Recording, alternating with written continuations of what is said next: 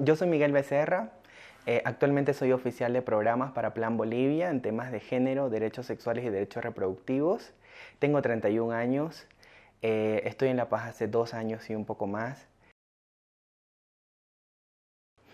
Bueno, inicié en el activismo en ese entonces de niñez por diferentes momentos en mi vida que tienen que ver con injusticias, desigualdades, niños en el barrio que sufrían de situaciones de calle o violencia sexual que en ese entonces nadie surgía, digamos, como por los intereses de la niñez, ¿no? Ahí inicié con un movimiento que se llamaba Minca. Minca es una palabra aymara que significa ayuda mutua. Y esta palabra se la utilizó en su momento en Santa Cruz, en un complejo, en un contexto de migración, para justo reconocer cómo niños en su momento podían articular luchas sociales vinculadas a los derechos de la niñez. A los 15 años conozco una organización feminista con mucha más fuerza, que es la Casa de la Mujer, y esta organización me plantea la posibilidad de ser parte de un equipo de adolescentes activos, así se llamaba. Jóvenes líderes activos que participaban de diferentes momentos, y uno de esos momentos, que cuando yo tenía 17 años, fue la Constitución Política del Estado. Ser parte de un proceso político, y para mí es uno de los más importantes, que tiene que ver con la participación directa de diferentes colectivos juveniles, de mujeres, diversidades sexuales y genéricas, que de una u otra manera generan una participación en Chuquisaca primero y luego en Oruro para reconocer derechos. Y un logro importante en ese proceso fue el reconocimiento, por ejemplo, de artículos importantes como el 58, el 59 o el 60 de la Constitución Política del Estado, que lo que hace es reconocer a la juventud como sujeta de derechos y a la niñez como sujeta de derechos. El 2012 y 13 en Bolivia se registraron la mayor cantidad de feminicidios, que en ese entonces no eran reconocidos como feminicidios en el país, y con un grupo de jóvenes de diversidades sexuales, genéricas y de todos lados en Santa Cruz armamos el primer movimiento que se llamó Ponete en sus zapatos. Primeros hombres en la historia de este país, hombres, adolescentes y jóvenes que marchamos poniéndonos en los zapatos de las mujeres. Los hicimos simbólicamente en Santa Cruz, en el corazón, que fue la catedral.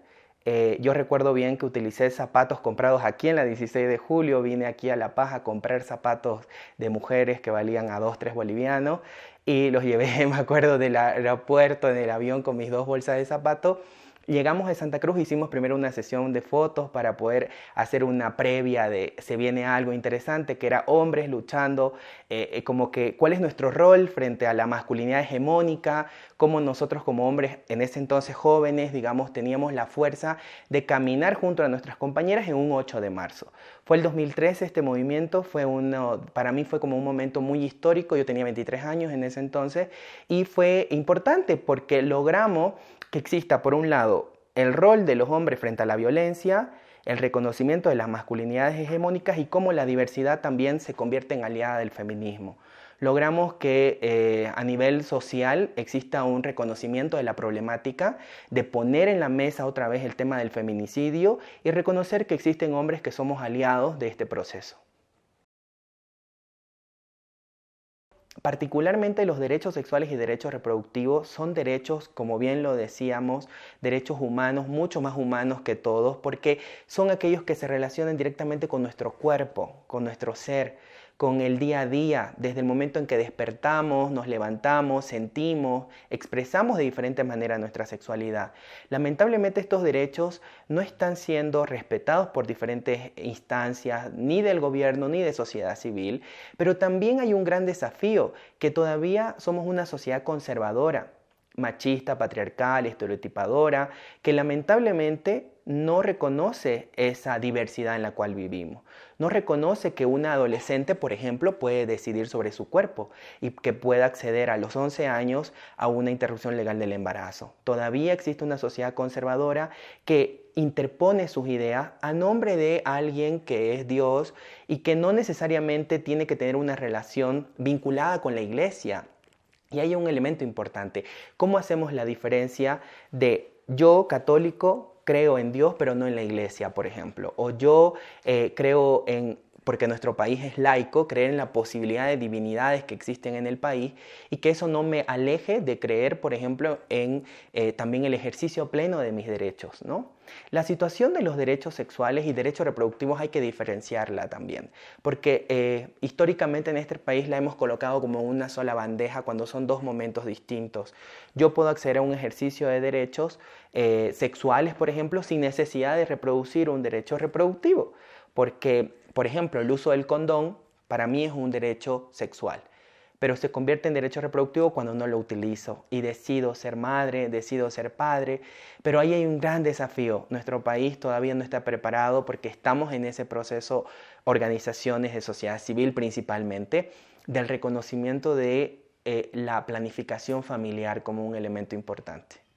A eso hay que adicionar que nuestro país tiene un gran desafío que tiene que ver con la educación sexual integral.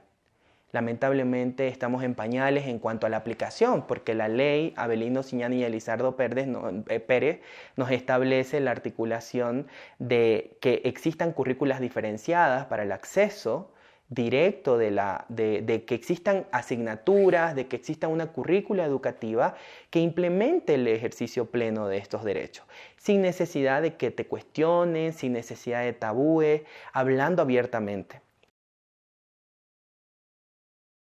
Reconocer el cuerpo como primer espacio de territorio significa poder, significa darse cuenta que yo como persona, desde mi niñez hasta que muero, tengo mi cuerpo que puede ser que no sea perfecto, que no tenga ese cuerpo ideal de ser 90, 60, 90 como una Miss o un cuerpo, no sé, esbelto de un nórdico, no lo sé. Entonces todas esas construcciones tenemos que también desmitificarlas y deconstruirlas porque para mí, por ejemplo, el cuerpo que actualmente tengo quizás no responde a los paradigmas de el mundo heteronormado, pero quizás también tiene que ver con cómo yo agarro y me veo en el espejo y empiezo a ver mi cuerpo como un territorio que lo estoy explorando y que no lo termino de explorar nunca porque siempre hay un elemento que va surgiendo y saliendo, una manchita, un lunar, no sé, algo que te sale en el cuerpo porque tu cara va cambiando, tu brazo, tu pierna, elementos del cuerpo que lo vas utilizando a diario. Ahora, ¿cómo ese territorio lo vinculás, por ejemplo, con tu lucha, con tus causas sociales? Es tu instrumento y ese instrumento tenemos que utilizarlo para bien también, ¿no? Cuidar tu cuerpo.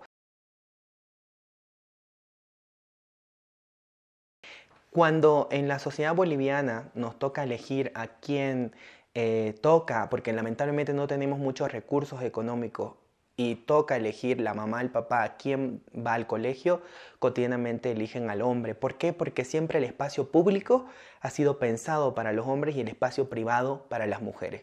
Es decir, la casa, y particularmente en la casa, la cocina, ¿no? El cuidado. Entonces eso se reproduce desde niños y niñas. Por ese motivo es que desde Plan Internacional nosotras y nosotros tenemos una iniciativa de trabajo que se llama Conectadas y Seguras y es una campaña global que se llama Niñas con Igualdad que busca principalmente que las niñas puedan ser primero reconocidas como sujetas de derecho y a su vez que ellas puedan liderar, decidir y participar activamente en la toma de decisión no solo en su casa, sino en el colegio, en la calle, frente al Estado y en diferentes instancias. Para lograr eso necesitamos avanzar muchísimo. Por ejemplo, reconocer que existen problemas específicos en las niñas, como las uniones tempranas y matrimonios infantiles. En el primer semestre del 2021 hemos registrado más de 12.000 embarazos en menores de 15 años. Eso ya no es embarazo adolescente, eso es embarazo infantil. Y en este país la pregunta es ¿qué se hace frente a eso? ¿Cómo trabajamos? No solo desde sociedad civil, sino con el Estado. Hay grandes vacíos ahí, ¿no? Desde la educación integral en sexualidad, el reconocimiento de que las niñas son sujetas de derecho y de que no pueden y no deberían de acceder a continuar su embarazo cuando son situaciones que le vulneran sus derechos. Es importante que tengamos claro el rol del Estado frente a situaciones como las interrupciones legales del embarazo en niñas como niñas de 11, 12 años que actualmente en el país están sufriendo por esta situación. Y que más allá de una orden judicial necesitamos simplemente reconocer que esa niña puede decidir por su cuerpo, que puede decidir porque fue víctima de una violencia sexual y que necesitamos accionar. Para eso es importante que el Estado, a través de las instancias correspondientes como las Defensorías de la Niñez y Adolescencia, los servicios legales integrales o otras instancias correspondientes como las unidades de víctimas especiales, puedan ejercer su rol de responsables de dar servicios adecuados para que estas niñas y adolescentes puedan continuar sus proyectos de vida, puedan continuar con sus vidas sin necesidad de ser truncados por una violencia sexual o un embarazo adolescente.